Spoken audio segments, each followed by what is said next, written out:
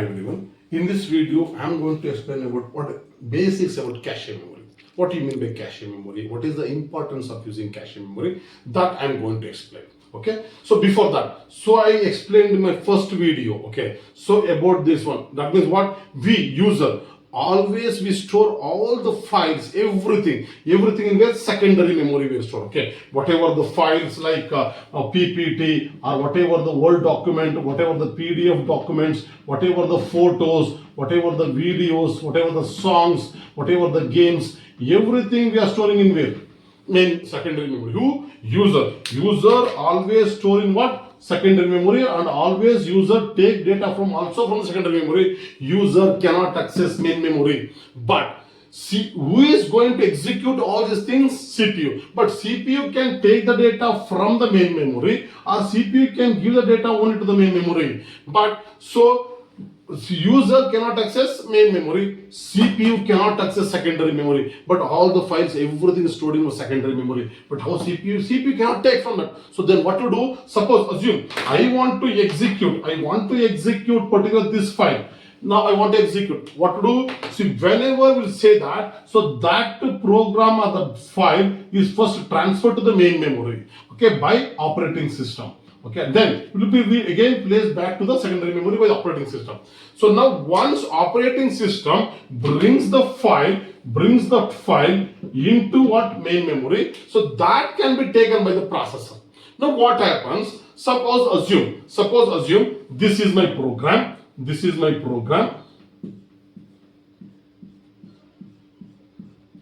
Some statement. Assume all are sequence. Okay, now sequential lines. Okay, every statement is executing once. But assume this is my for loop statement or some looping statement, for loop, while loop, whatever, some loop statement, and assume these two statements are executing say 100 times. Assume these two statements we are executing 100 times. So these two statements we are doing within this block, within this loop. So we know that whichever the statements are the loop, it will execute until the condition is true. Okay, so these two statements are keep repeating, but remaining statements are executing only once.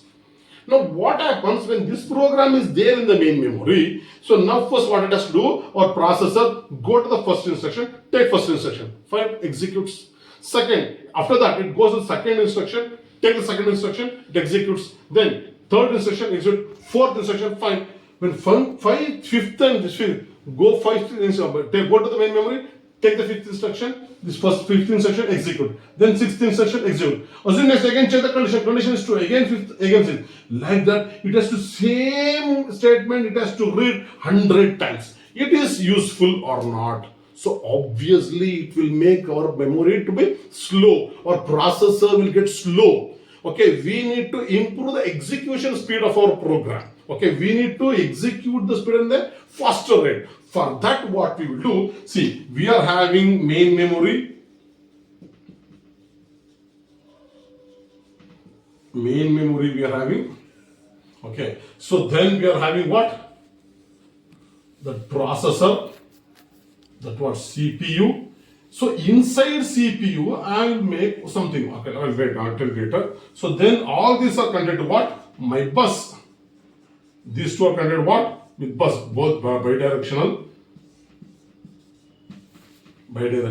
Now, what happens every time CPU goes, assume, now again, this particular program is stored in the main memory. It is brought into the main memory. Assume these two statements are there in the what? Assume these two statements are in the loop, within the loop, and it is executed 100 times. So that means our CPU every time it goes, brings same instruction, brings next time. So what we'll do, so for that one simple analogy, I think in everybody homes, our parents or grandparents will be there, right? So generally the people who's having more than 50 plus age, definitely they are either BP or sugar nowadays. It is a common. See what they will do, so that people has to take what? Daily the medicines, morning, night, or 3 times daily, every day they take it. Suppose how it will be the scenario. Assume my responsibility in my home is I need to go to bring the medicine for my grandparents. Assume. Okay, now morning I will go to the medical store, I will bring one tablet, I will give to my grandparent. They will take. So then again afternoon, again I will go to the medical store, I will bring one more tablet, I will give to my grandparent. So again in night, I will go to the medical store, I will bring the tablet and I will give to the grandparents. So how this will be? So every time I have to go three times. So instead of going every time, every day three times to the medical store, so what can be done? See, says we can bring one sheet of tablets for at least for 1 month. We'll bring some sheets and we'll keep it in the house. So whenever our grandparent want, so they can take the tablet from there only. So once it is done, so then we can bring them. So it avoids every time going to what? That medical store. Same thing. Instead of CPU visiting every time main memory, what it will do, whenever CPU goes to the main memory, it reads the instruction and stored in one special type of memory called this cache memory. Cache memory. We'll read it as cache.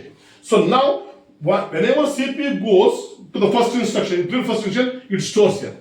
Then it executes here. Whenever it's a second instruction, it won't go. Check here whether that instruction is there in the cache memory or not. If it is not there, then it will go to here. Second instruction, it brings second instruction and execute. When the third instruction it wants. Then again checks in the cache memory only. In the cache memory, the third instruction is there? No. So okay, already it brings what? So first instruction or second instruction. Third instruction. It is not there. It checks here. Not there. Go to the main memory. Bring that. Third instruction. Execute it. Next it wants fourth instruction. The loop. Okay. Or the first instruction is inside the loop. Not there.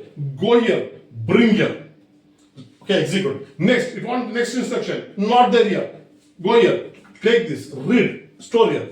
Now again what? Again the same instruction you want to repeat now. The fourth instruction. Now it will check here. Here it is only available. It won't go here. Executes. Next, fifth instruction. It is there here only. No need to go. It executes here. Second time more. Next, third time. No, here only. So keep executing here. So no need to go this 100 times here. Only go one time. Another 9 times it executes. So here it will goes only. How many number of instructions are there? That many number of instructions goes. So this cache memory increases the speed of execution of the program or increases the speed of main memory. No need to go everywhere to the main memory. Okay, so this is how the cache memory works. Hope you people understood. In simple words, whenever processor wants to execute any instruction, first it checks in the cache memory. Suppose if it is not present in the cache memory, then only it go to the main memory, then it will bring that instruction into the CPU and it executes. Suppose that instruction is present in the cache memory, it won't go. So coming back to that example, suppose our grandparent check whether the tablet is there in the home still, so they don't need to tell the grandson to go to the medical store, they will take the medicine here only, there only. So whenever they want to check medicine, whenever they want to take the medicine, they will get the medicine, that is tablet. If it is not there, then only go to the medical store. Okay, this is all the same thing. Now, cache memory is of two types. One is primary cache and the secondary cache. Okay, the primary cache means are the level 1 cache. This one I will say this is the level 1 cache. Level 1 cache. Level 1 cache. This small amount of memory is present within the CPU.